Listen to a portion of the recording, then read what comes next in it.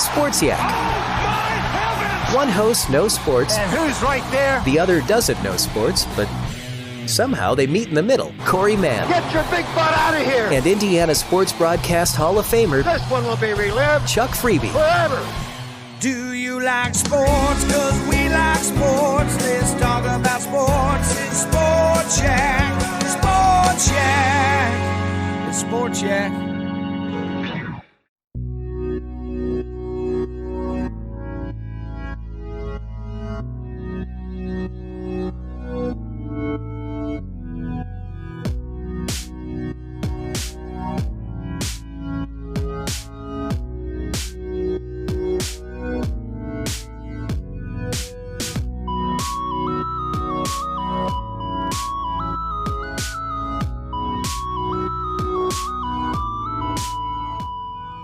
Welcome, everybody, to episode 32 of Disney Plus Reviews. I'm one of your co-hosts, Phil Souza, and I'm here with my co-host, my good friend, and the guy who is 40 years old but still a minor at heart. Oh.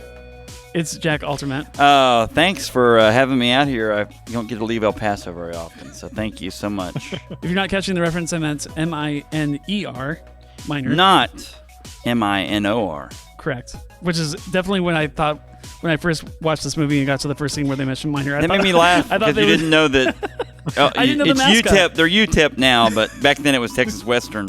You didn't know that their mascot was the Miners. Yeah. Like a miner, gold miner or a coal miner or like a, I'm assuming gold miner. Yeah. Diamond miner. So Harold Miner, Baby Jordan, Harold Miner. So many different kinds of miners. And so we were talking about Glory Road today, and we have an awesome guest on the show with us today, Jerry McMullen, who has been on the show before for the, what is that sci-fi movie I always forget the name of? Black Hole. Black Hole, of course. Black Hole, Yeah. son. Jerry, how are you? We did that back in December. It was great. Well received. Jerry, tell the folks at home how you're doing these days, and tell us why you suggested this movie. You actually threw out several suggestions, but Yeah.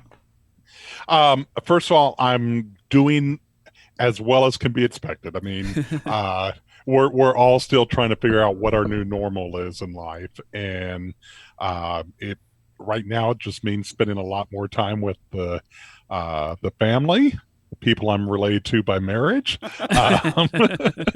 but no, we're doing good, making the best of the situation, and having the entertainment options like Disney Plus is definitely helping to ease the pressure that everyone's under. So. Yeah, that's something we've talked about just ever so briefly in a couple of episodes. And I don't know that we've gotten into really an in-depth discussion, but man, if you are a streaming service right now, you just got to be loving all the subscriptions that you're getting. People are looking for entertainment. Yeah. And if you're a movie theater, boy, sucks for you. But if you have a streaming service, you're kind of liking things. Yeah, I had signed up for the Disney Plus, the 3-year package when they offered it last summer. Oh yeah. Just the way it breaks down, it was going to be less than $4 a month, and it's like, sure, I can easily waste $4 a month doing nothing. But since we've been home, I have picked up.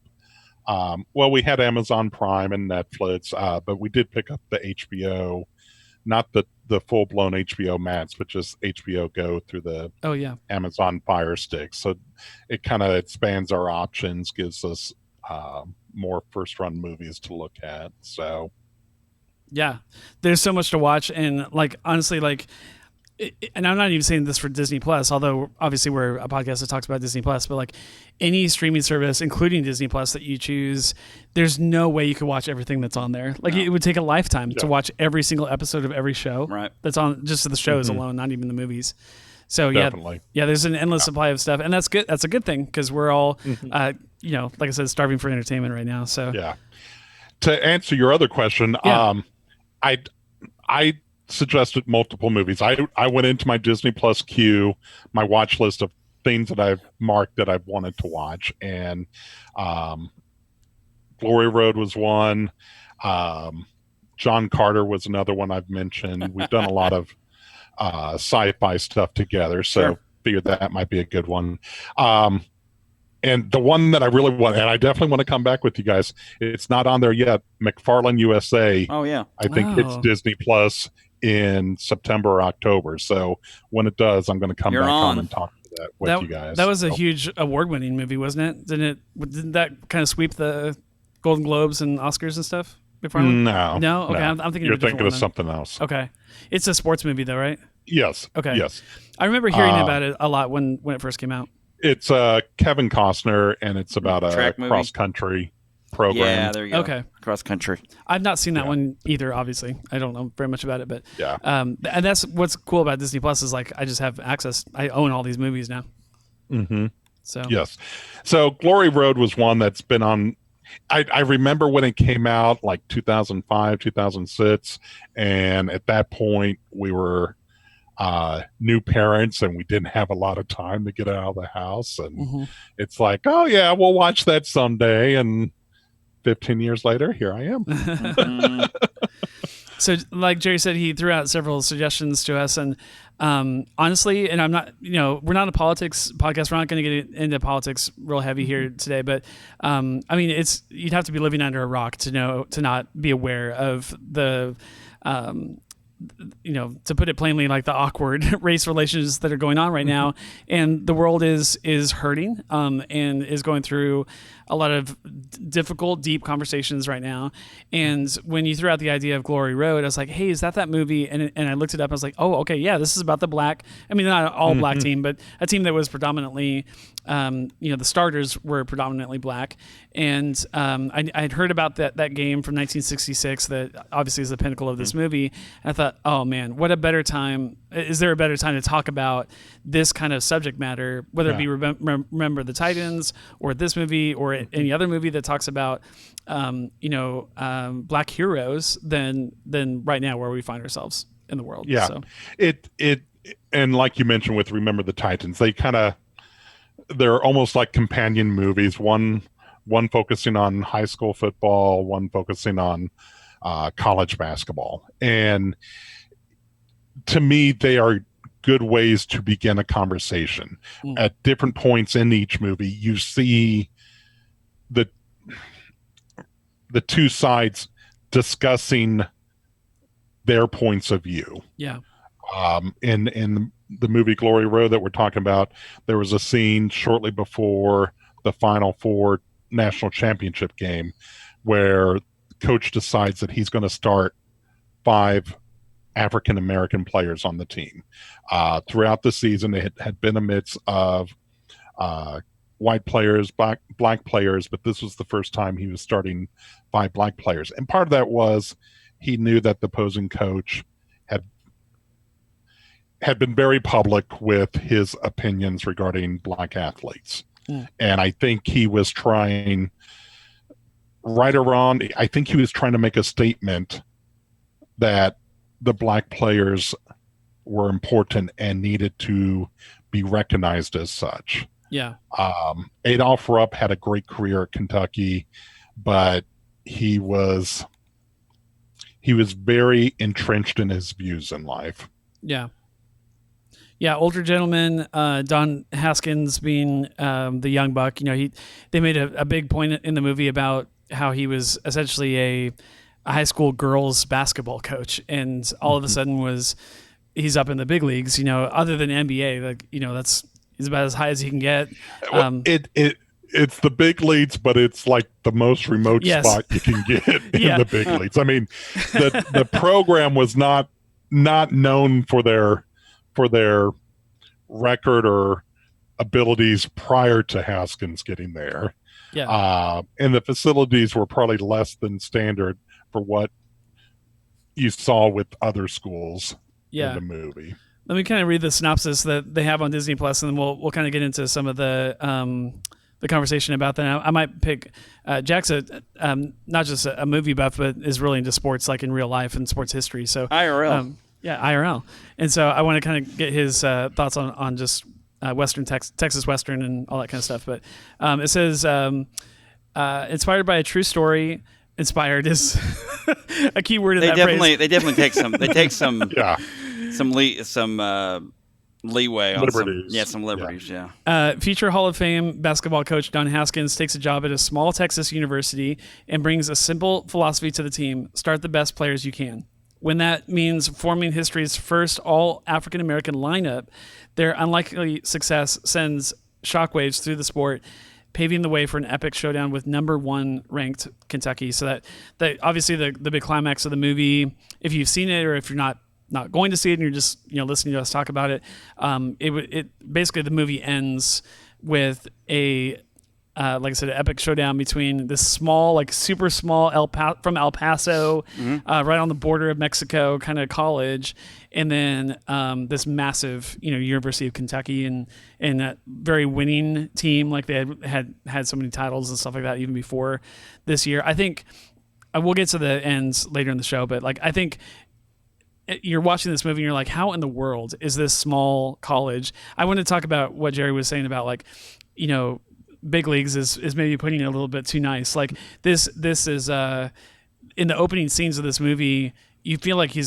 they're just driving. There's nothing out there. It's just dust. West Texas is, and this is southern West Texas. I hit myself in the face earlier. Is why I moved this mic away, because I literally drew it back and kicked myself in the face with this mic.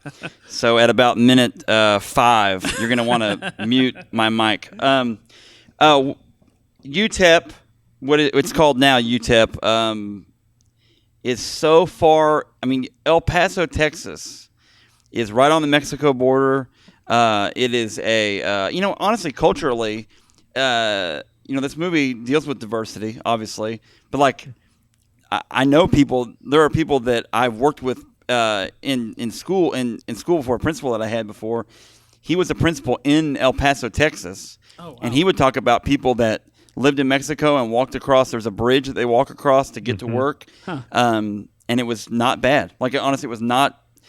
There was a ton of Latino people that worked side by side with white people. So, like, as far as an area that this could actually happen in, that's not that far off to imagine you have a diverse group of people between a very large Latino population and a fairly large white population. But honestly, especially right now, I would say that the overwhelming majority of people in El Paso are Latino, of descent. So, yeah, like at the time, now, granted, 1960s,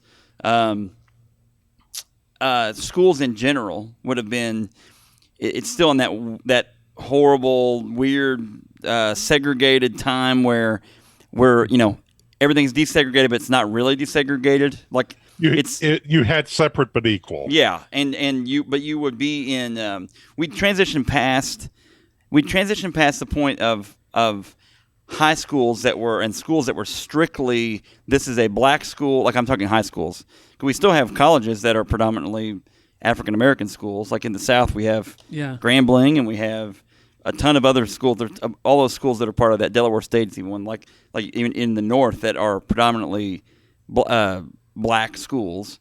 Some white folks go there, but I'm just saying, like, there's segregation. I didn't realize that. Yeah, it's absolutely still. Go to Grambling when you're in.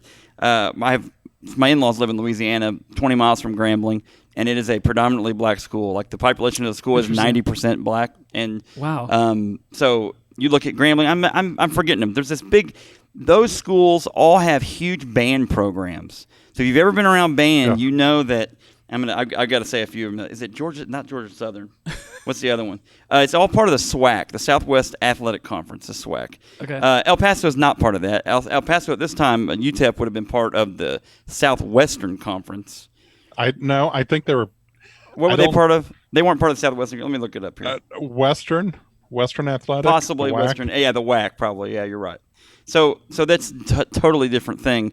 But as far as, like, diversity and segregation, you think about, like, just the way that people were, I don't know, people are treated as second-class citizens, even though they have citizenship and they're part of the same country, treated like different people. My wife, the town that she's from in southeast Missouri, Jerry, in that town, and it's obviously not open now, but as you drive into town, there is the African American school on the left. It's still it's still a standing building. I think it closed in the early 60s. Maybe I'm going to get that wrong, but early 60s, late 50s. And it literally was black people. You go to school here, And this is a town of Jerry. You have to understand too. Like I'm trying to think of what a town out your way to compare it to. I don't know enough of Kansas towns that are around Kansas City. The tiniest. Well, you've driven through Humansville to go to SBU when you're in. Think of a third of the size of Humansville, and this is this town. And yet they had an all-black. But they had an all-black school. That's crazy. So it's like halfway Missouri, which is halfway between Bolivar and Buffalo. Yes, and you're just like, why did they have to have back then an all-black school, and they had it at white school, and it's just weird. It's a different time. Like the we should mention this movie takes place in the 60s. So yes, it's in the middle of all this, like 65, 66. And I find it really, Don Haskins, if you look at the things he did and his career, one of my biggest things, I'll go backwards, he was at UTEP for like 30 years. I mean, it wasn't like, but who does that? Jerry, like you know this. You live in Kansas. You're not that far from Lawrence. Lawrence, KU basketball. There's in America. Here, if I were to say KU, University of Kentucky, Indiana, the Hoosiers, and then I might say legacy-wise UCLA. Those are probably the top four in my mind as far as like, and Duke. I guess I'd go Duke and North Carolina. So like, those are the marquee places. But even in those places, other than like Coach K and Dean Smith, but now those, like Dean Smith's long since gone, and so like people don't stay at schools, especially Division I schools, that long. And for Don Haskins to stay there and be successful, it says a lot about his ability, and it says a lot about him as a person to go outside of the norm. He was recruiting. He recruited these African American players not because he was like, you know what we need to do? We need to pick just 7 random jabron African American guys to come play at our school. No, he wasn't saying that. He was saying these guys are the best possible people I can find. And I know they made it look like. In the. His strategy was really funny, like in the movie, because it's like this, like, oh, I heard about this one guy over here. The blah blah. That's not recruiting. Even back then was still like, this guy's good. Will he come here? It's a question. 2, if he does come here, how is he going to be treated if he comes here? Things I read about Adolph Rupp. I know we talked about Adolph Rupp to start the things out. Adolph Rupp it's the same as like Bear Bryant, like in Alabama, like in football. It wasn't that like Bear Bryant grew up with a lot of African American people, just like Adolph Rupp. He coached some African American people when he was a high school coach, but it's one of those where what did the culture that they were surrounded in, the world that they were surrounded in, you have to make this distinction of, okay, let's say I'm going to play this person or recruit this person. Does that mean I'm just going to get fired? Because in reality, for those guys at that time, it would have been a whole thing. So then you make that social decision of, well, I guess I won't do that because I want to keep a job or that sort of thing. Like it's a different world, a different context. It's difficult. A couple things I'll throw in there. Sure. At the start, Don Haskins did try to recruit white players, but white players wouldn't come to his school. The talented players were going to the bigger schools, the more established programs. Right. They wouldn't give Don Haskins the time of day. Right. So one of the characters, Don Haskins had to start recruiting players that other schools weren't looking at. Yes. One of the characters, hilariously, in the movie says, sorry, Coach, I'm partial to winning. Yeah. Exactly. And to go back to your point you made about Kansas and the coaches, KU basketball has been around since the 1880s, 1890s. Yeah, Alan 130 years. Yeah. We've had 8 coaches in our think about that. School's program. Right. And that's the only coach with a losing record is James Naismith, the guy that invented basketball.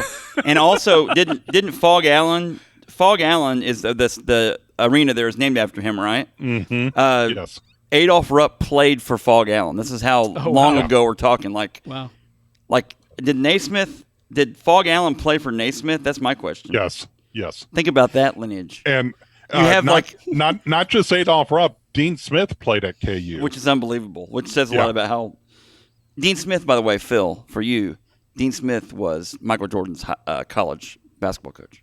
Oh wow, cool, pretty cool. Yeah, but also Roy Williams was one of the assistants on UNC's team. But Roy Williams also was one of the 8 head coaches at Kansas. He was at KU for 15 years. Yeah. I cannot. Isn't that crazy? 8 coaches in how many 120 something years of basketball? Jerry, I didn't mean to cut you off. Did you have more to add? Sorry, yeah. I get excited about stuff. If I did, I've lost track. Yeah, I didn't know. I'll be sure to bring it up. So Jack, laid out like four or five different things, but one of the things I wanted to kind of chime in on is it was not. I mean, I guess I probably could have guessed at this, but watching it happen in the movie, and I know the movie is only loosely based on reality, but watching, what probably was very real back then of the politics involving in, which players you try to recruit, and how like literally your job is on the line depending on if you recruit that black kid or that white kid. Yep. And how like nowadays you think like, oh man, like it shouldn't be that way, and it's like, well, no, it shouldn't have been that way back then either, but that is the reality of that time. I mentioned I'm a huge football fan, Jerry, and I coach football and have for 20 years now, and I'm a huge Bear Bryant fan from a standpoint of I know where he came from. It's this tiny town. There is no logical reason that we should even know who Bear Bryant is, because if you knew where he came from, I talked about the tiny town my wife is from. It's like that, where it's like it's just Bear Bryant, he attempted to recruit and talked about recruiting African Americans to Alabama back when there was that color barrier, and there was not.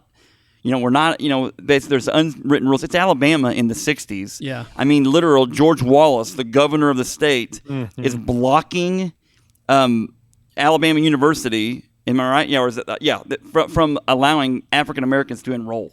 Oh my! Just saying, Yeah. And so Bear Bryant is the head football coach at the time.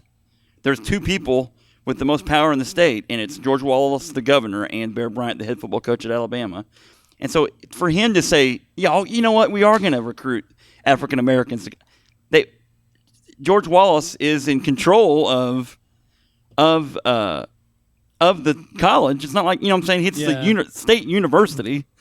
If Bear Bryant would have done that, they just would have fired him. That's good. The mere suggestion of it would be, here's a box for your things. Go ahead. Here, there's the door. I struggle. I struggle with this, Jerry. I struggle with, and I don't know anyone's heart. I don't know Bear Bryant's heart. He's long dead. Like, he died in 1982. But, I struggle with generalizations of, well, he must have just been this or what. Hey, he made struggles. I do know this. All signs point to George Wallace being a total creepazoid, but anyway, that's beside the point. All I'm saying is this, is that here's what Bear Bryant did, and here's why he was a genius. And eventually, Rupp was able to get African Americans to come to Kentucky. And Bear Bryant did this. He scheduled USC. USC had African Americans. Alabama is like number 1 in the country. USC top 10. And USC just blows their doors off. And so he basically was like, what was it? Like, he's talking to people after the game. They're like, well, what happened? He's like, well, what was the difference? Well, they've got so-and-so. Yep. He's fast. Yep. He's more athletic than we are. Yep. And then it literally took, the proof is in the pudding of, we'll continue to get beat, unless we change the way we do things. Yeah. Does that make sense? He had to take that long route because he grew up around African Americans. So all I'm saying is, Don Haskins in this time, can you imagine? I can't. Yeah.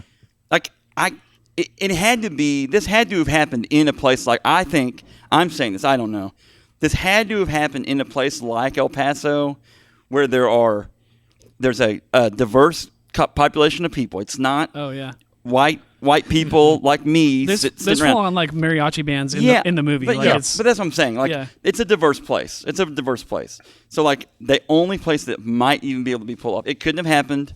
It couldn't have happened in Missouri at the time. It couldn't have happened in the deep South at the time. Anywhere in the South, yeah. Right. Yeah.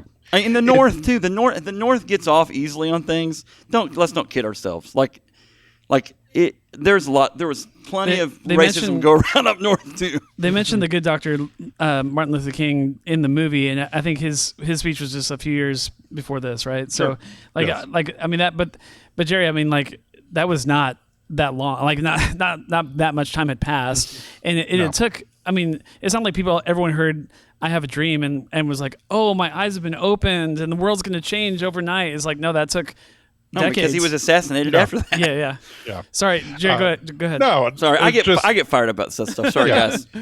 The one other thought I had is that even if you're recruiting these players, it still also boils down to winning. Yeah. Right. If he had brought in those players and didn't win, we wouldn't even know who Don Haskins is. Yeah. And same with Bear Bryant. If he had brought in African American students and started losing, he would have been pushed out of Alabama. Mm-hmm. We see in Glory Road a couple times the big booster of the school is talking to the school president, and he's concerned about how his money is being spent. And by the end of the movie, when the team is winning and approaching the Final Four, that booster's all over. It's like, hey, this is great. Right. I'm selling more furniture now because you guys are winning. Exactly. And So that is some of that subtle race, if you want to call it subtle racism.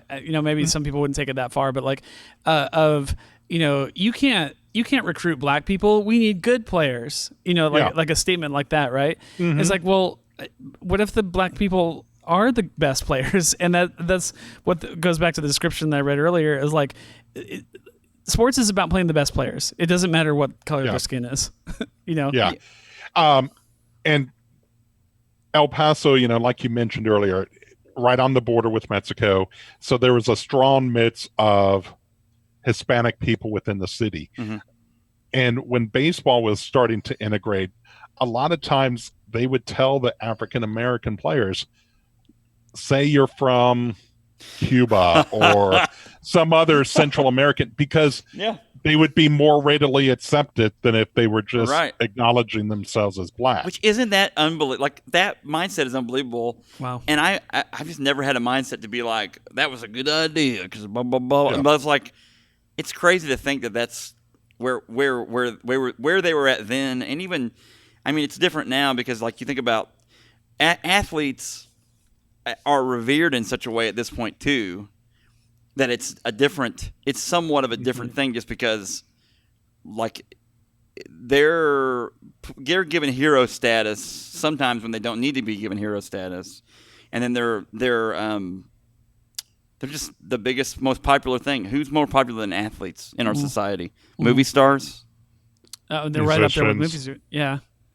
I mean, comic book collectors. for a lot of people, their favorite sports athlete eclipses any like movie star even. Yeah. So I don't know. It's just interesting. And I know, I think I speak for all of us when I say we're painfully aware that we're three white men having this discussion. Yes. We have grown up in a society which was already favoring us. So we know that we don't have all the answers, and we may not have all the right opinions on this subject. Yeah. We are, I think we can say that we're all woke enough to realize, we acknowledge that there's a problem. We acknowledge that we're still not there yet, and we want to listen and understand and figure out what needs to be done to help get us further along than where we're at now. My biggest thing too, Jerry, and I'll just say this as a public service, I guess, I'm flabbergasted and blown away by people that like I don't know. It's interesting, like, the people don't give other people a chance. Mm-hmm. That's my biggest thing, is that, like, that idea of, like, I don't know, maybe it was, I don't know, my household was pretty poor growing up, but, like, in the same vein, like, we kind of were always taught, especially from my mom, like, always taught to give people a chance. Like, you need to give folks a chance, and you need to look for the best in people, and not just to, like, honestly, even skin color. Like, I'm from a town of, like, literal, Jerry, like 99% of the people in that town are white. But, like, in my mind, color is not a thing. Like, in my mind, I'm just like, I'm going to treat you like I treat everybody else, and be consistent and give you a chance. And if you're a bad person, you're a bad person. If I'm going to stay the heck away from you if you're a bad person. Yeah, I want to jump on that a little bit. So I think one of the things I liked about Don Haskins, the portrayal of Don Haskins in this movie, and I'm hoping that it was accurate to how he really was in real life, but how it's not just that he didn't see color, and he says that to several of the players or whatever, but for him, it's like he was always focusing on the main thing all the time. Like what's gonna make us better players? What's gonna help us win games? Like I mean, at one point, like one of the, and I'm sure he was making statements in that last game, that final game, but like mid-season, at one point, one of the reporters says like, "Oh, what statement are you trying to make by recruiting all these black players?" I wrote it down. He says, "Oh yeah, what statement are you trying to make playing so many colors?" is what he says. And he says, "Sir, I'm a basketball coach. I don't make statements." And like he was so like no nonsense of like, "Hey, look, I'm just trying to coach a basketball team. Leave me alone. Like can I just do my thing and not have to answer all these questions about race and black and white and stuff like that?" Like, I so honor that about him, and I hope that's true of the actual man. I'm sure it's pretty close of just being like, you know what? I'm not going to get into all of this stupid mess that people are trying to make this thing into. It's not that, can we just play basketball? Like, and that's like and then apply that to every other aspect of life in 2020. It took a massive, horrible situation like the death of George Floyd for us to say, what are we doing and what is important in life? And like, people of all colors are equally important. And so why should we do this or that in basketball? Why should we do this and that in the office? Why should we do this and this and that in our neighborhood or in politics or at our schools? It's like, like it takes a coach like this you name your favorite hero that's stood up for black people in the last 100 years or whatever. It is about, focusing on what really matters and treating people like people and not, being behooven to any kind of law, written or otherwise, that would say you have to do this and that. Oh, you can't do that, Yeah. You've got to judge a person based upon their skills and abilities, not by their skin tone. Yes. And Don Haskins was focused on basketball. I mean, at all times, early on, there was a scene with him and his kids just shooting hoops, and he was still trying to teach his kids the fundamentals of basketball, even though they were nowhere ready to play at that level. Yeah. He was focused on basketball. Can this player play? Will I be able to coach this player to play my system to allow us to win? Yeah. That's all he was focused on. And we saw it repeatedly throughout the movie. And it's that kind of focus that we kind of need in our lives when we're giving people a chance. Yeah. So for every heroic moment from Don, was the other side of that same coin was a moment of sadness for me. So very early on, and again, who knows if this is historically accurate, but the movie treats it as though I'm recruiting black people because I don't have any money. Like I have no budget. And so like I can offer full ride scholarships and that's it. I can't offer them anything else. And so like, he doesn't have all the resources that a huge school like Kentucky would have. And so let's face it, boys, I'm not going to be able to recruit the best white players out there, but no one is selecting these black players. Nobody. Everyone's looking them over. Everyone is ignoring them. And so in the same moment, I'm rooting and cheering for Haskins, and in that same moment, flip the coin over, and I'm bemoaning the fact that everyone has looked over, Bobby Joe. Sorry, what's his last name? The point guard, the main character, one of the main characters, Hill, Bobby Joe Hill. Yeah. Bobby Joe Hill should have been looked at and picked up. He should have been fought over. Like every college in that time period in the mid 60s, she just said, okay, who's going to take Bobby Joe? Somebody's going to take him, and I want to be the first. No, there was no line at all. Literally, Don Haskins from Nowhereville shows up and finds Bobby Joe, and he says, "Oh, nobody else wants this guy? I'll take him." And so it's both heroic and also sad to watch those scenes play out. So. I did think it was really cool how he basically didn't have any money. He was like, like rolling down his window, following people, like stalking like a creeper. Now, I will say this: like historically, Texas Western had some African American players before He took before Don took over. And he inherited a few players from his prior teams. One of which, Jerry, Nolan Richardson was a player on that team. Is the most famous University of Arkansas coach of all time. One of them. Who's more famous as a basketball coach? Didn't Eddie Sutton coach? Okay, there? you're probably right. But are you ready for this one? Nolan Richardson, what did he invent, Jerry? What's his defense? 40 minutes of hell. 40 minutes of hell. Nolan Richardson's a bad dude, man. Really, really good. What's their coach now? Mike. Maybe he's not there anymore. He was at Mizzou for a little bit. He went from Missouri to Arkansas, and he played for Nolan Richardson. Is why.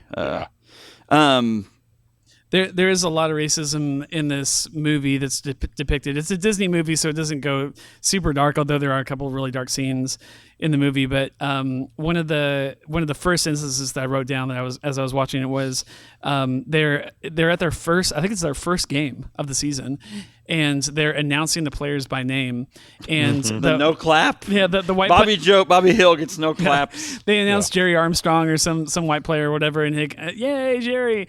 And then and then they announced. I think there were 3 black players. There were only starters. There were only 2 white and 3 black, and so only two of the players on the starting lineup even got cheered. Sure. And that's in your home. I think that was a home game. I can't remember exactly, but no one's even rooting for their own players because they're black. Now, side note, you mentioned Jerry Armstrong. Jerry Armstrong is from Missouri, Eaglesville. Did I say that right? Eagleville. Eagleville. Yeah. But coached at King City. Coached, what was the other one? Trenton, which is up there by Kansas City. But he finished his career, we were talking about this earlier, Phil and I over lunch, at Mansfield, which is down here in southwest Missouri. He, as a player, played for Eagleville. Well, actually, played for North Harrison High School. Here's another southwest Missouri tie-in. We're recording in southwest Missouri is why I'm saying this, folks. He played for North Harrison. They got state runner-up. They lost to Bradleyville High School, which there's a whole book about Bradleyville High School, they only have one class of state champions back then. All schools played for one title, and Bradleyville, the Hicks from the Sticks, Jerry, they won the championship, beating Jerry Armstrong, and then he went from North Harrison to UTEP, to Texas Western. I was ribbing Jack as he was telling me this earlier, like at lunchtime, and I said, are you going to look Jerry McMullen in the face and try to claim Jerry Armstrong? No, I'm just saying it's a highlight. Even though this guy grew up much closer to said it was a connection. Jerry McMullen. It just said it was a connection. It's fine. It's fine. Throughout watching this movie and even our discussion here, I keep thinking back to the movie Hoosiers. Yeah.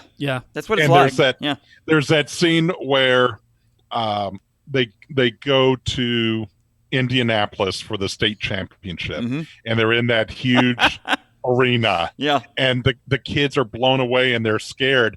And the coach goes and shows them the court's the same size as the court they play on. The rim is the same height. Basket's the same height. Yes. And everything's about the playing area is the same. Yes. And that they just have to go out and play their same game and win. And that's what we end up seeing in this movie too, is, these players, they end up getting to the national championship. They played the game at Cole Fieldhouse at campus of University of Maryland outside of Washington, D.C. For a lot of them, that may have been the biggest place they had ever been to. But again, it was the same court, same height. They just had to go out and play. Yeah, and I love the nerve of these, nobody players. These are some of the best players in the NCAA, but they're still nobody players. And from Nowheresville and going into these massive arenas and saying, you know what, let's play our game. Let's do it. Let's do our thing. And the confidence of that kind of thing, with literally the world against them. I mean, let's be honest. It's not just the fact that they are from a small school with a small program. It's that the world doesn't really even like that they're on their basketball court, especially in Kentucky and places where it's predominantly white athletes. So there's two scenes I want us to address that are the darkest scenes in the movie. At least they were for me. There's one which you guys already know which one I'm going to say, but the one where it's Shed is jumped in the bathroom. So they're on an away game and they go. I think it was maybe after the game. I think that's right. I forget the timing of it, but I think they go out to dinner, late dinner or whatever after the game or dessert or whatever. And then Shed says, "Hey, I'm going to hit the restroom. Order me blah blah blah something with salsa." And so he goes into the bathroom, and there's a couple white kind of rednecky kind of guys, whatever, that are in there, and they immediately know who he is, and they just beat the tar out of him. And he comes out of the bathroom all, bloody nose and bloody shirt and everything. Then the other one is, and these are like intimidation type scenes. The other one is, of course, the hotel room scene. So they come back to their hotel again on an away game, hated. It's hard enough to be a basketball player that just beat your team, but it's very hard to be a black basketball player that just beat your team. And so they go back to their hotel room, and I'm just going to say N instead of the actual word, but N's die is one of the walls. And then I don't know if this other word is bad or not.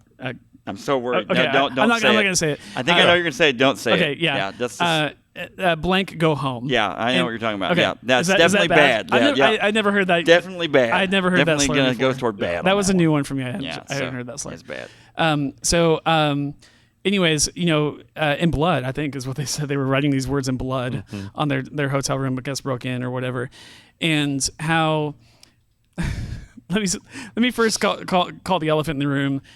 Those events never actually happened, like in real life. Like I looked it up, and like you like the players have been interviewed, the coach has been interviewed.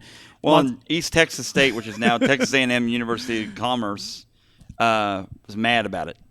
Like they're like, they were mad at the time when this movie came out. Like, they were like, hey, that makes us look really bad. Like our fans are yelling and throwing things. It does say at the beginning of the movie based on a true story, but I think when you take this kind of level of artistic license, I think it really confuses people. Especially the context and like what is that? So you gotta be careful. But I think the point of those scenes in the movie is obvious. They want to show these the heroes of the movie, these black athletes specifically, getting rattled, getting agitated.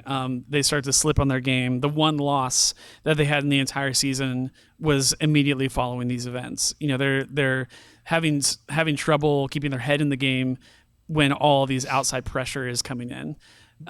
So I thought those were very interesting scenes for the movie, and I think had a story to tell in and of itself, even though they weren't historically accurate. Yeah. I think what Disney was trying to present is incidents that were probably pretty common across the board. Yes. It may not have specifically happened to these players as shown, but this is what it was like to be a black athlete in the 60s on a college team. Yeah. Right. And especially a team where it was almost a 50-50 split between black and white players. So many of the schools that did have a black player, they had a black player. The one guy made mention early on when Don Haskins was recruiting him that he didn't want to be the token black player on the team. Right. Well, and is it dean of schools that kind of gives Don the kind of the outline of how hey, you can play one African American at home, 2 on the road, and then 3 if you're losing by a bunch. Yeah, that's crazy. Which is like this crazy, like, who knows? They were. Maybe it's just the climate that I find myself in 2020 right now, but in June 2020. But like, there were some statements that were made by characters in the movie. I know it's the 60s, but like that made me blush a little. Like stuff that I was just like, wow. Like I kind of forgot that people talk like that. Like that's been so far removed. From me here, but and let's be real, people still talk like that. Unfortunately, in 2020 all the time. That's why we find ourselves in the political climate that we find ourselves in. But yeah, that it's just not the kind of environment that I grew up in, and I've not been around that very much. Like I said, I'd never heard of that racial slur ever until I watched this movie. So I'm very innocent. I'm glad you didn't say it, Phil. I'm glad I did too. We would have had to come up with a beep or something else. Yeah. I'm very innocent when it comes to that kind of stuff, and so when I watch a movie like this, it's shocking. Well, with that said, I don't know of your innocence in this aspect of it, Jerry. As far as like Phil's coming from a place where he's not heard some of these words. I did. I mean, I'm from a small town. Like I've got it's just a tiny town. So like, there's all kinds of people that will say things. You're like, why would you say that or think that? Like that it makes no sense to me. Like I literally. So I don't know about your background, Jerry, but like Phil's background's not that at all. So Phil, does it not make you think how could people be racist? Oh, absolutely. Like especially now, like in 2020. How is that like the first thing on someone's mind to be like, let's just do this? And the other thing too, I'm going to say this, like, is it Chauvin? Is that the guy? Yeah, that's his last name, right? The policeman. Yeah. I mean, let's say this, like, to say that he is an example of any percentage of police is egregious in my eyes because like I don't know of any. I mean, I know a lot of policemen and I know a lot of highway patrolmen. I have relatives that are highway patrolmen. I have friends that are policemen. The last thing on their minds is one, you know what? I'm going to go out today and I'm going to take my knee and drive into the back of someone's neck who is handcuffed. That's the last thing on their mind. Right. The other thing, the people that I know, the first thing on their mind is not, you know what? I need to go find a black person to arrest today. They're like, they don't want to arrest anybody. Yeah. So like then, like what sucks about the whole thing is that this idiot, Chauvin, and I'll say call him an idiot. I mean, he gets to be the poster child of apparently an entire like a group of people that are really sworn to protect us and our safety and all people and their safety. Yeah. And the overwhelming majority of those people want to protect people's safety. But this idiot decides, I mean, what a moron. If you're a police officer, what a terrible... Can I call him a moron, Jerry? I'm sorry. I'm okay with that. I think you're right in line there. Man. I think you might be letting him off line. I'm just like, I remember when I first saw this, I was like, there's got to be more like context to this. Like, or he's just a complete buffoon. Yeah. And there's a big, it's the whole thing of like his background of he's got multiple complaints and that sort of thing. And you talk about, I don't know how far you want to go off in the weeds here, guys, but I could really talk about police reform and what probably needs to happen, but we don't need to go that far maybe. I think, like bring this back to the movie. Sorry. I would love to do a whole episode. Did I mention I get fired up, Jerry? Because it makes racism literally makes no sense to me. No, I agree, and I think that's why. I know this sounds super strange, but just go with me for a second. Watching this movie was a little cathartic for me. Like I the last 2 months have been an emotional roller coaster for me personally, and I grew up in California in the San Francisco Bay Area, and racism is definitely a part. I mean, I grew up like 30 minutes from Oakland, so I understand what racism is, and I know it's a bad thing even in California, but I've not experienced like deep South, and in Missouri we're not really even deep South, but like that kind of thing. I didn't grow up around that, and so like watching a movie that takes place primarily in the South, it's West Texas, but it's also Kentucky and other southern states and stuff that they're playing them, right?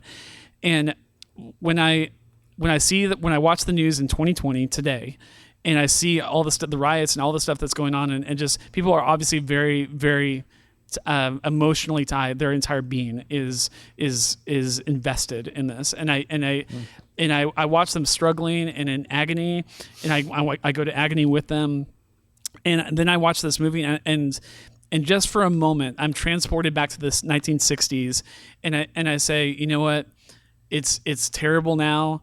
It was possibly even more terrible back then. I would say it's more terrible back then. Oh, absolutely. Like I mean, some of the stuff that happened in this, I was just like, how's that possible? Like, but I think it is. I mean, and let me paint this one more time too. Go ahead. Sorry. Just to finish, like watching this movie for me, like it was almost calming for me to watch this movie, even though what I was watching on screen was horrendous, and some of the stuff that was coming out of people's mouths, I'm like, how could you say that? it was almost calming to me because I was thinking, okay, these people have been fighting against racial inequality for decades. The beginning of time. And it will continue for decades. The beginning of time. Oh, yeah. Oh, absolutely. Like, I mean, we could go biblically, and biblically, like, there was racial issues back in the day. I mean, like... So, it kind of made me want to watch more. Like, what other movies can I watch on other services? Go ahead, Jerry, plug that movie that you were telling me about. What's the movie that's free right now? Well, right now, the movie Just Mercy, which came out at the end of 2019, is available for free streaming throughout the month of June. Some other movies have been made free, like Selma, which came out a couple years ago, and some other movies that feature the focus on the racial strife of the 60s and 70s. They're all free on streaming services this month. Yeah. So I mean, if you're listening to this, you need to, if you have time, you need to like dive into some of these movies. It just, if nothing else, just to give your brain some context for just the madness that's going on. I noticed last night on Netflix, they've got a whole section set up of movies related to these topics, to where you can browse an entire list of movies to watch. That's great. So that's awesome. Cool. Yeah. Sorry, I cut you off. No, I was going to say this. Let me paint this one last thing here. When I talk about, like, I don't understand racism. Okay, I want you to. My dad, Jerry, drove a delivery truck for Guy's Potato Chips in Kansas City in the late '60s. In 1968, Kansas City had race riots. Okay, my dad was pulled out of his truck and hit in the head with a brick and beaten up by two African American gentlemen. I did not know that. So in my mind, and honestly, and again, my dad is from tiny town America, the middle of nowhere. Was in the military. When he got out of the military, lived in Kansas City with my great uncle, and that happened. And honestly, like, his response was not to put a rebel flag on the back of his truck and drive around town trying to, destroy civilization. It was one. It's like mine, where it's like, let's try to understand the context of situations that we're in, and let's try to understand people. You know what I'm saying? So it's one of those things where, like, I don't know how many people listen to this show, or like who listens to this show demographically, but, like, man, if you have hate in your heart and you have issue with another race of people, hey, that's not good. Yeah. So like you guys are saying, fill out your you need to kind of maybe fill in your resume of maybe some of diversify kind of like the things you kind of watch and pay attention to, and maybe just figure out some facts about things, I guess. I don't know. Anyway, there's my rant for the day. But it's weird. Like, race to me has always been like that. Oh, it's weird. Yeah. I can tell I have said other stories too, but I'm not going to go tell you some other stories. So. Let's you guys didn't tune in to listen to Jack on race. A full the movie's a little less than 2 hours long. A full 20 to 25 minutes of it is literally just that game. It's the last 25 minutes of the movie is kind of almost really a reenactment of the game. They can't do the whole game, obviously. They don't have time for that. But kind of some of the key plays. It's worth noting, just for like sports history buffs or whatever, that one of the key things that everyone talks about from this game, this historical game, was in the movie with Billy Joe Hill doing back-to-back steals against the white Kentucky players, and how, like, I found an interview with Pat Riley, which this shows you my ignorance. I didn't even know Pat Riley was on this team, like back in the 60s. Cool. I didn't know anything about Pat Riley. So, like, I learned a lot about Pat Riley from watching this movie too. Add another coach to the this unbelievable coaching tree, right? Oh yeah. So wow. But, like, Pat Riley has been interviewed extensively about this game, of course, being in basketball all this time. But he talks about how that truly rattled them. Like, that they went in there thinking they were invincible, going up against who's this Texas Western college we've never heard of, and and going against these guys, it's all black players. They don't know much about the team.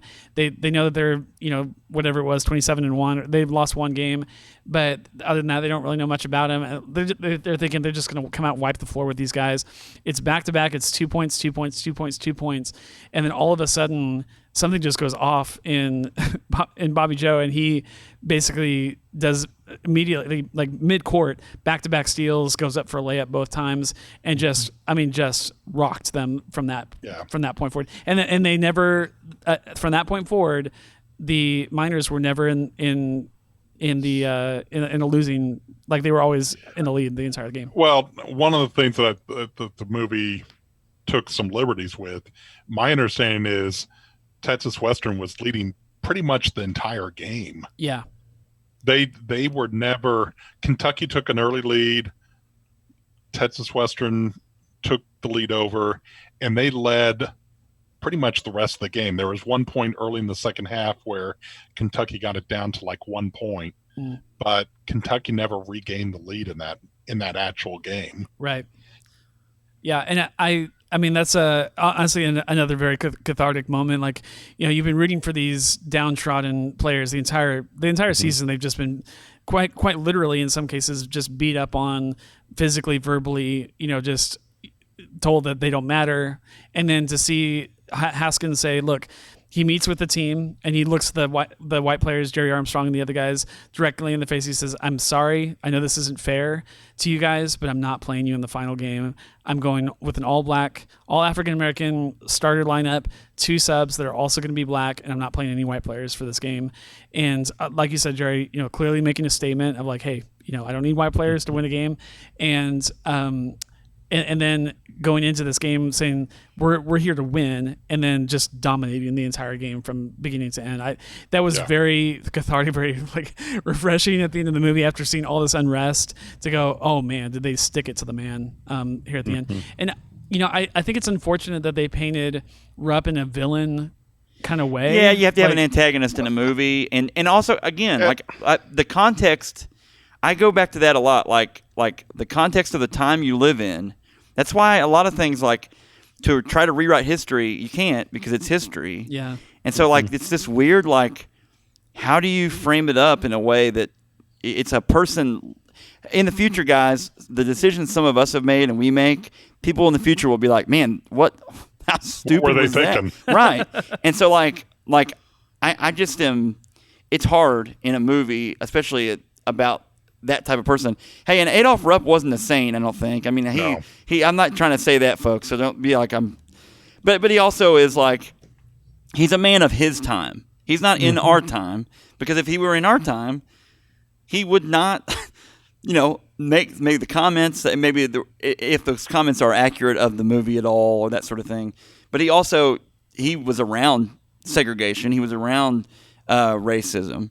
Whether he himself was that person or not, but I don't know. He did win a lot. He won a lot of basketball games. I will say that. He didn't do as much as he could have, right, given his position that he was in at life as coach at Kentucky. Right. He, going back to your statement about Bear Bryant being one of the 2 most influential people in the state of Alabama. Adolph Rupp was the most influential person in the state of Kentucky over the governor. Right. Anything he could have asked for, he would have had. And if Rupp wanted to start a Kentucky team with 5 African-American players, he could have made that happen. He chose not to. Right. He knew the path wasn't easiest that way. Now, I will say this. I read something where Kentucky was one of the SEC, the Southeast Conference teams, that was willing to play integrated squads, and that before Alabama, before the University of Mississippi would do it. Those schools were not even allowed to go to the tournament, or no, they boycotted the tournament. I can't remember which one it was. No, I think the NCAA was going to force them, you have to be willing to play these teams or vice versa. And they said, we're just not going to go to the tournament that year. Wow. So Kentucky ended up in the tournament one year because they were willing to. And that's Rupp doing it too. Back to Bear Bryant, though. Bear Bryant, head football coach at the University of Kentucky before he went to Texas A&M, before he went to Alabama. The reason he left Kentucky is because he knew there was no possible way that he would ever. I mean, he was going to football at Kentucky is still in 2020 so far in the shadows compared to basketball. Basketball. And back in the 50s and 60s, he knew there was no chance that he was going to get. And he won at Kentucky too. He's one of the only people to ever win in football at Kentucky. But even he knew, I need to go somewhere else because Adolph Rupp's going to be the guy for a long time, and he couldn't. I don't know. Anyway. Yep. Another tie-in. The Pat Riley one, good job. Phil, for a non-sports person. Yes. You got us on that one. I'm not into sports at all. That was awesome. But I had to look up Pat Riley. Showtime Lakers, man. I may have gone to Pat Riley's. That's the three-peat. Dude. I may have gone to Pat Riley's Wikipedia page after watching this movie. And the hair. My favorite thing about Jerry was the hair. His slick back, Wolf of Wall Street slick back hair. It's very, very Grease Lightning. Oh, dude. Yeah.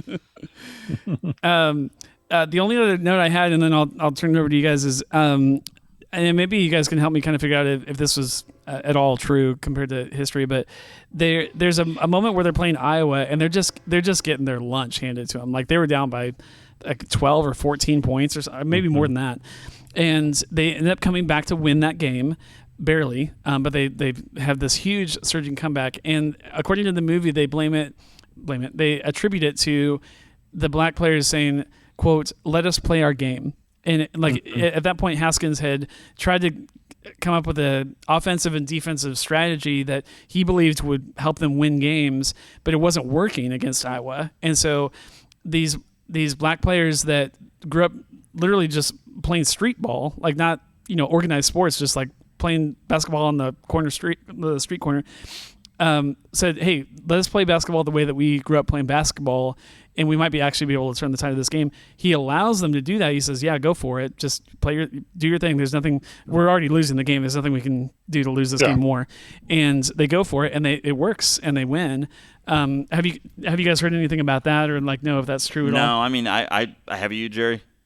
I know that they won.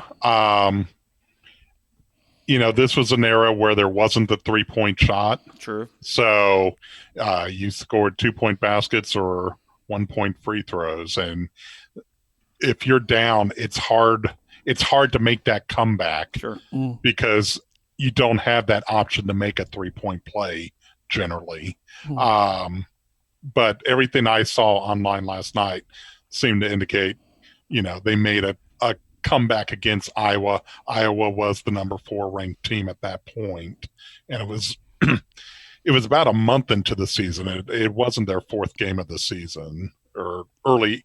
They had been playing for a full month. It was like into December that they played Iowa and beat them. Yeah. And their speed and athleticism was probably the biggest turning point of anything. Just their ability to actually break down and play defense and play with as much speed as they can play with. So I think that the movie wanted you to walk away with kind of 2 ideas. Is one, what I just mentioned, of hey, they might have to quote unquote break a few rules, to get the W, but then also that if they can beat Iowa, there's very little that could stop them. That was a game they should have lost and ended up winning it. And so at that point, it's like, wow, these kids can actually maybe pull this off. Yeah. So if you didn't know what history was, and I also think as a coach, you're trying to, and Jack can speak on this.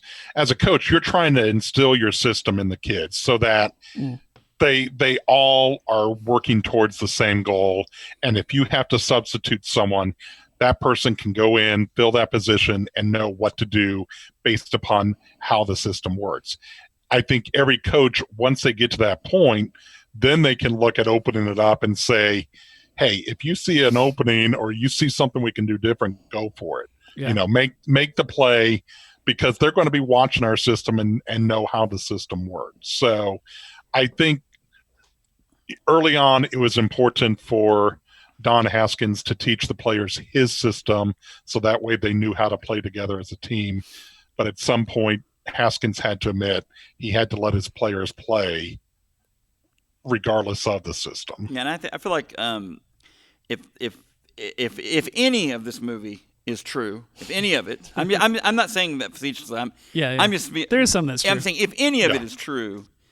And if any of the character stuff that Don Haskins kind of showed It's that he is a guy that can adjust, a guy that can compromise without compromising himself.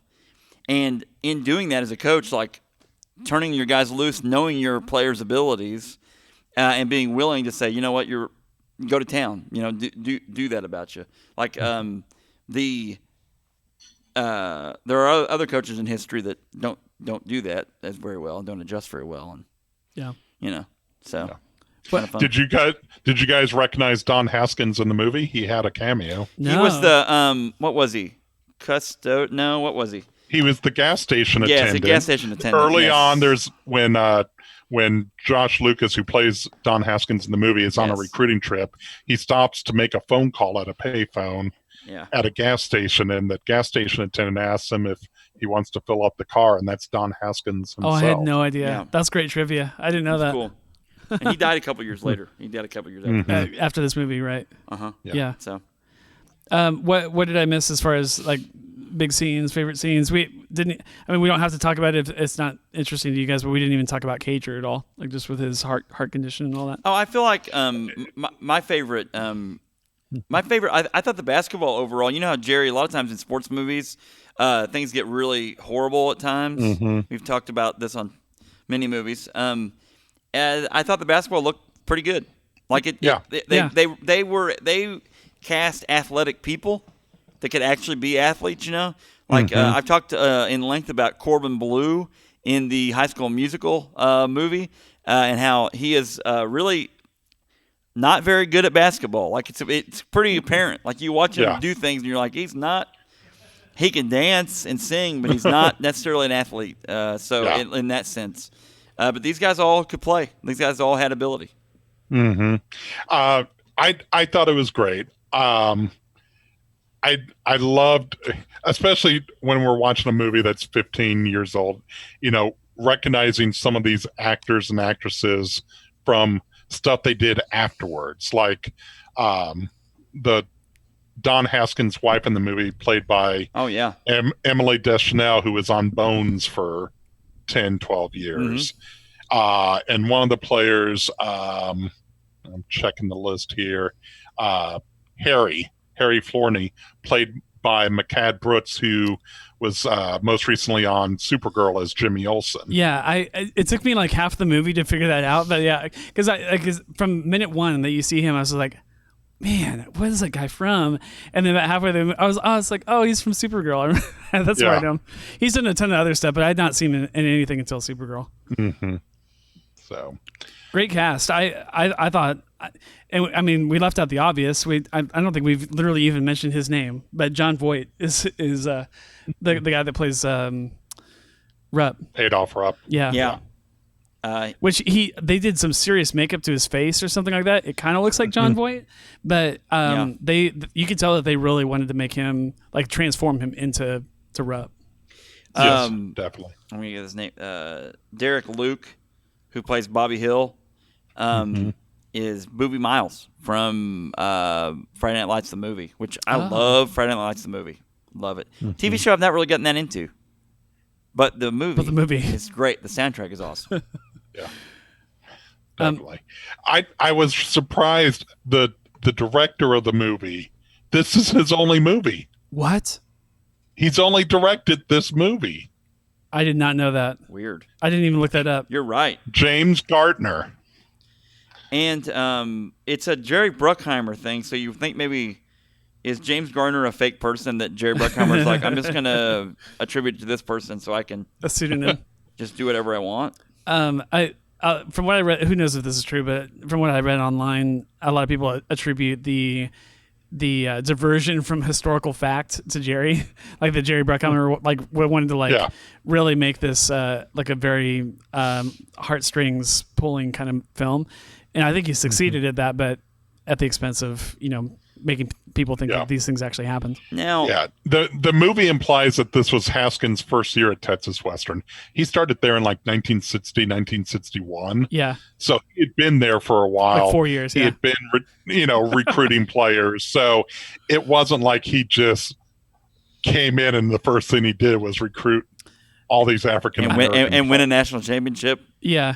on his first year. I was having that exact conversation with my wife at lunch today, and she said, "Why did they do that?" And I said, "Well, I mean, there's a lot of reasons to do that. Like, you want to make money. Like, this has to be an entertainment product that you're eventually putting out." And she said, "Well, but people are going to walk away thinking that's what happened." I said, "Yeah, you're right. I mean, there's no defense for that." No, I mean, there's a lot of things like that. So I mean, like, it's Hollywood. That's why I always rip on Hollywood, because there's like, we'll just make this up and here we go. I did read like the. That's why I believe that all the National Treasure movies actually happened. Those are also Jerry Bruckheimer. Yeah, that's good tie in there. I just believe whatever he shows me. I did read where like Adolf Rupp's son was like very angry at this movie. Like I think he even refused to watch it. He watched the trailers, previews, or whatever, but like refused to go see it in the theater because of how it portrayed his dad. Like he was. Yeah, I can kind of understand that. I'll be quite honest. My grandparents, my mom's parents, were extremely racist. And I mean, they would tell me, my mom would tell me stories, and my grandparents, I would see it in them. My grandfather used to drive through the African American neighborhoods in Washington, D.C., just so he could dump the trash out of his car. Wow. Unreal. Like, and yeah, I get, and I'm not saying I agree, but I get it, Jerry. Like, it's one of those where, man, the stuff you see and hear about, like, it's just weird. Like, and for the longest time, my mom was, well, that's just who they are. They're that age. And she was always trying to dismiss it, but at the same time, she was trying to instill in us, what we've been talking about, judging people by who they are, by their skills, and not just their skin color. And it's like, at some point, you've got to take a stand and start telling your parents, that's not right. That's wrong. Yeah. You're wrong to think that. You're wrong to say that. The words that we couldn't say on the podcast earlier, my grandmother would say all the time. No, and I have, I said that, like, I do have relatives that have used that verbiage before. And it's one of those where it's just weird. Like, it's one of those weird things where you go, you're exactly right, Jerry. The example, I don't know. I just try to, like, my son is 9, and I try to teach him all the time that we need to treat people equally. Like, it's not, no man is better than another man. We need to treat people good, like, all the time, good, and be good. And honestly, as a Christian, I mean, what else is there? Like, like, there is no other way. Like, so, I don't know. It's interesting. That's not how all people think, though. And that's the hard, that's kind of, I think that's maybe what we're all tasked with. So, is to, I don't know, try to be that light that maybe that will reflect on some other people, and maybe their ways will be changed by that. So, any other thoughts on the movie? I think we'll kind of bring this to a close, unless you guys have anything you want to add. No, I thought it was entertaining. The only thing I was going to throw out, just because, again, we're focused on what we see now, and in terms of the NCAA tournament, at that point, there was only 22 teams in the tournament. The only way you got into the tournament was by winning your conference. Right. They only took conference champions, and so they still had the 4 regions, but each region either had 5 or 6 teams in it, and it was just a simple grid to advance. So you might only need to play 4 games to win the national championship, or you might play 5 games. Wow. So the tournament as we know it really didn't start until like 1985, when they expanded to 64 and started allowing so many at-large bids. So it was just unique to see the numbers, and to see, that game against Kansas was like, it was the Midwest Finals, but it was only like the second game in that bracket. Yeah. So, and they totally skipped over the other 2 teams in the Final Four, which were Duke and Utah. the coaches were on that podium, but only Don Haskins and Adolph Rupp were doing any talking during the interview. Yeah. Yeah, it is definitely inspired by and not like even trying to be like a true telling of those events. And some of that I give it a pass. Some of it I absolutely do not give it a pass at all. But you know, they're trying to fit this into a 120-minute film, and they can't cover everything, every game, the whole season. And they are trying to tell an emotional story to get you emotionally attached to these characters and these real people played by these characters. But yeah, I think overall it is a fantastic movie. I think it is very important to watch a movie, even especially in our climate today.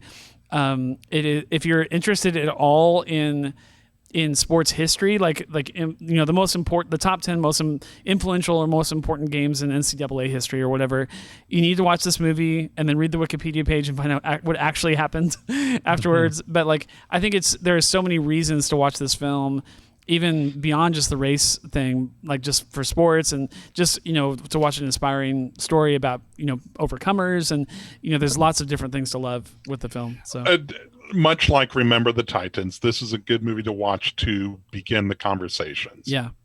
Because we're all familiar with sports and the concepts of the teams and such. So if we can see what the teams are going through and the dynamics, then we can start relating to that in our everyday life, whether it's with family members, co-workers, and the people we come in contact with.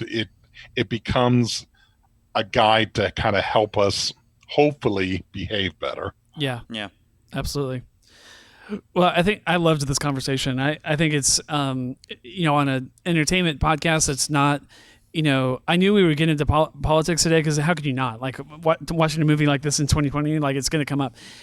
But for an entertainment podcast like ourselves to broach some of the issues that are outside of this movie makes these conversations really fun. We could talk about, we could have watched, a couple weeks ago we talked about Black Panther, and even then brought up racial things and stuff like that, how important it is for that kind of culture. And I think that's the most important conversations in the world about entertainment is when it bleeds over into other aspects of real life. So thank you guys for good times. Yeah, for having good talk. Yeah, and tackling a subject that is difficult to talk about, I think was brave, and I respect you guys for that. Absolutely. Because we went a little bit long, I think we'll skip what else have you been watching on Disney Plus. Well, I've got a couple things I've been watching. We'll talk about that next time. But I do want to make sure we get to Jerry's podcast. So every time you come on, I always want to make sure I give it a plug. Here's the unique question that I want to ask you for this one, because I've not been able to tune into your guys' show, so I need you to educate me. But the comic book world has been different over the last couple months. Talk about that a little bit, and what have you guys been covering on the show in a dearth of comic books even being released? Okay. It has been challenging. What is the name? What is the name of the show first? Sorry. Yes. All right. We'll start with there. Worst comic podcast ever. If you can say it in the voice and inflection of the comic book guy from The Simpsons, it sounds even funnier. And we've done our best to improve on that. We want to set the bar low, but if we exceed it, then we're doing something right. The guys that I do it with, my friends Cullen and John, we've known each other since 7th grade. So we've gone middle school to middle age, and this is our weekly poker night. Some people get together for poker night or book night. We get together for podcast night, and we talk about comic books, which is what brought us all together. Now, when everything kind of shut down into March, that included the distribution of new comic books to stores. And a lot of stores were shut down. They couldn't open their doors based upon local guidance. So we have been trying to fill the void each week. We haven't had new movie releases to talk about. By this time we should have had both the Black Widow and the Wonder Woman 84 movie. Oh, yeah, that's crazy to talk about. So we've missed out on that. We did see some of the end of the TV season, so we kind of had that. But one of our listeners early on back in January started a hashtag movement, my 500 comic goal. And the challenge was to read 500 comics over the course of this year. Wow. And, we accepted it, thinking, all right, no big deal, it'd be fun to kind of do. But when everything shut down and everyone's spending more time at home, suddenly we have a little more time to read. So reaching that 500 comic goal was no problem for John and myself. Cullen's still a little behind, but I'm up past 600. John's up past 700. Oh, you've already we're just blasted through it. Yeah. We're keep going. We've started reading a lot of books digitally through the different online apps like Marvel Unlimited or the DC Universe app, Comixology. So even though we don't have physical books to read, we're still reading a lot of books that are new to us. So that's been good. We've interviewed some people, people still have Kickstarters going on or other projects going on. So we haven't had a lack of content during this time. We've had to change things around. One of the things that we do each week is normally we pick a book that's coming out this week that we really want to pick up, and it's a way to promote our sponsor. Well, when no new books aren't coming out, what do? Well, we picked a different creator each week, and if we could get that creator to sign one book, what would it be? What would we get a Jim Lee or a Neil Adams or a Todd McFarlane to sign? And it became kind of a fun discussion point on those episodes. Thankfully, over the last couple of weeks, the new books have resumed. Stores are starting to open back up. So it's given us fresher content to be talking about, but we're still not there yet. We don't have the movies. We do have one of the things, I'll just say one of the things I've been watching over the last couple of weeks is the new Stargirl series on CW. Is it good? It's great. It's great. I mean, it's a typical CW show. It has the same formula as Flash or Supergirl. Gotcha. But it's told from a teenager point of view at a high school level. Oh, cool. And it's a lot of fun. And this has been one of my favorite characters for 20 years now. So it's great to see her make the jump to the TV screen like this. So that's awesome. I would definitely check out Stargirl if you haven't yet watched it. Is she the youngest of the DC CW characters? Yes. Okay, that's awesome. That really brings in a whole audience that they were probably missing out on. Yes, definitely. That's awesome. So, and I'm also just going to make another quick plug because you guys are very great with your time. I volunteer for the Hero Initiative. Yeah. Hero Initiative is a nonprofit that raises funds for comic book creators in times of financial need. That can be medical bills or housing issues or anything along the lines. You don't have to be a senior creator. It could be someone relatively young, about our age, that is having issues. Hero Initiative was created to help those out. So we do different fundraisers.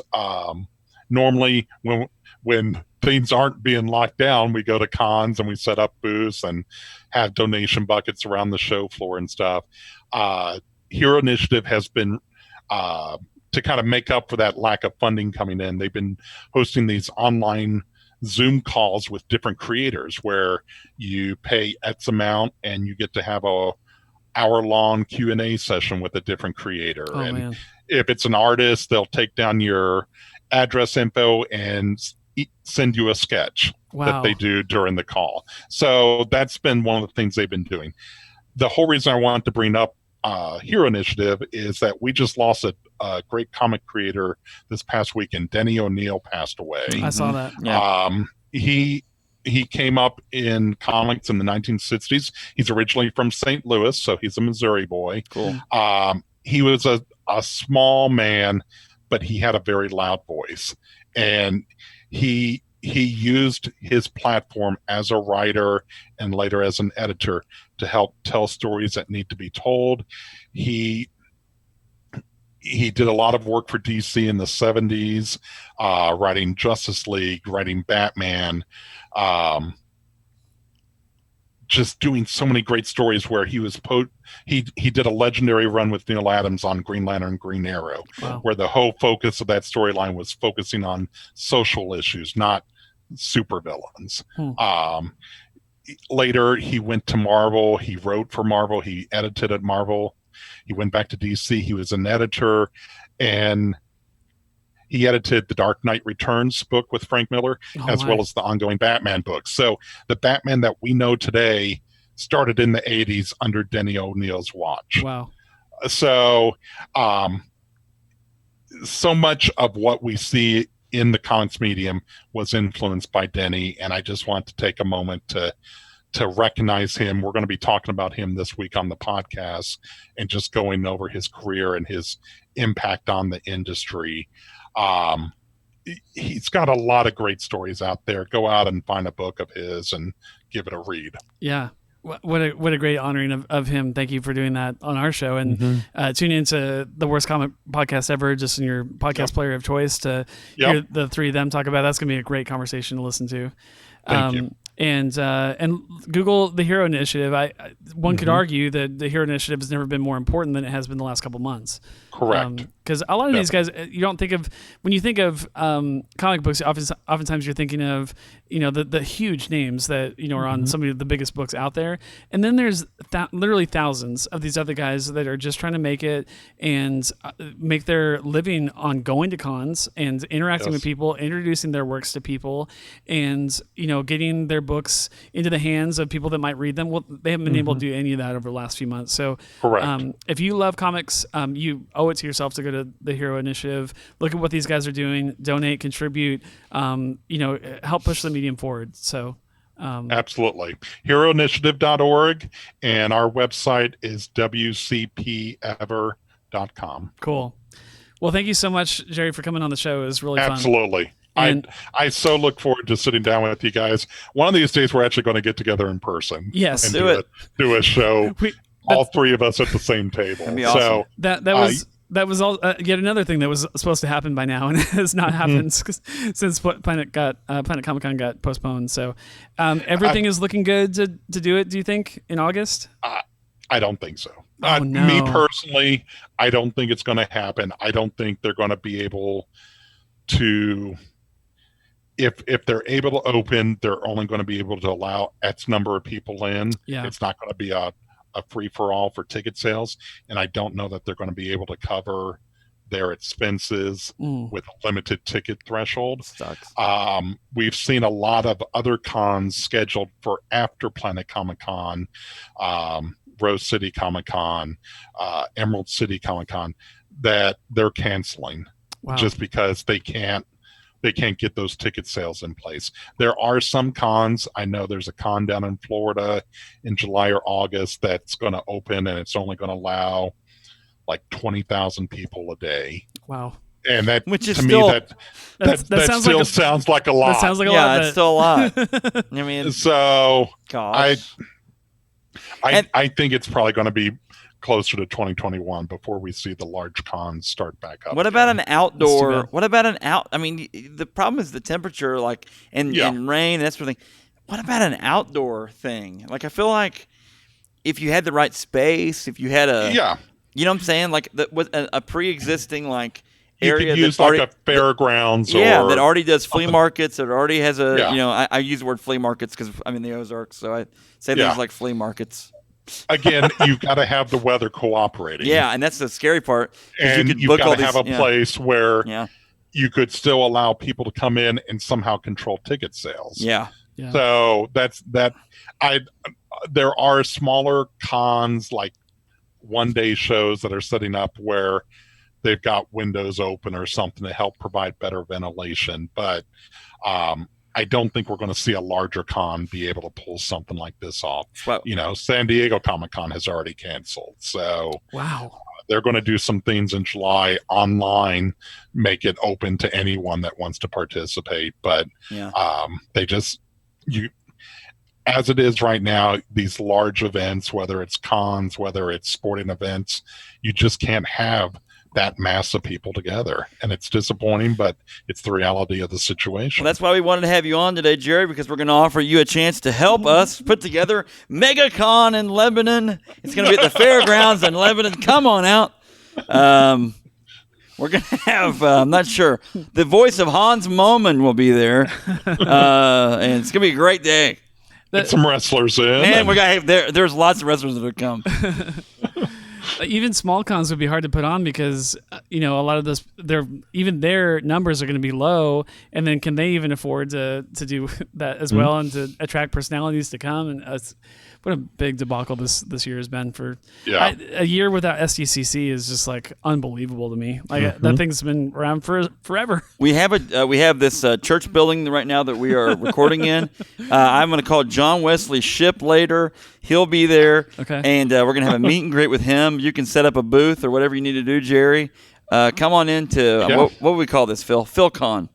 SusaCon. Yeah, I was supposed to hang out with John Wesley Shipp next weekend at Whatever. SmallvilleCon. Are you serious? He was the guest at SmallvilleCon. That's the con that we go to out in Hutchinson, Kansas, where we're like the dedicated celebrity. Oh my gosh! Dude, well, awesome. I used him because I've seen him at plenty of cons. I figure if for the right price we could get him to come here and have a meet and greet. You probably still could. I don't know what that would be called. SusaCon. Can we call it the thoughts and opinions of Jack Alterman do not necessarily reflect the thoughts and opinions of I'm not going to say anything too salacious to John Wesley Shipp. But I do remember the first time I watched the original Flash show was after the Duke played in the national championship and won the national championship. I remember right after that, CBS put on the Flash right after that. Yeah. So that was my John Wesley Shipp connection. 91. Yes, that's my John Wesley Shipp connection with this movie, and now we've come full circle. Good job, guys. And didn't Duke win that game against Kansas? I believe so. Full circle. Look at this. I'm just glad that Chalk Jayhawk. I'm glad that we were able to do this episode with two people that actually know sports. Yeah, you would have been in trouble. I would have been really in trouble. But you sang this with Pat Riley. Pat Riley, I think, was a basketball player. I'm not quite sure. So yeah, that'd be my contribution to that episode. He had Paul Mitchell level hair. He was great. All right. Well, I'm going to try to land this plane. Let us know what you want to hear about on this podcast, or send us your own review, something that you've watched on Disney Plus. Send us your thoughts on Glory Road. I would love to hear even more discussion on this incredible timepiece. We'd love to include you in the show. Disney Plus reviews at hotmail.com. Next week, it is out, and we are going to talk about it next Sunday to give people some time to watch it. But we are going to watch and review Artemis Fowl on the next episodes of Disney Plus reviews. So look for that in your feed next Sunday. Subscribe to the Worst Comic Book Podcast Ever. Go to heroinitiative.org and support what's going on there. Thanks again to Jerry for joining us today. Thank you for the invite, guys. You're always welcome. We'll have you on again soon. I Come promise. back next week for Artemis Fowl. Yeah. And so that's a great transition. We'll see you next week for Artemis Fowl.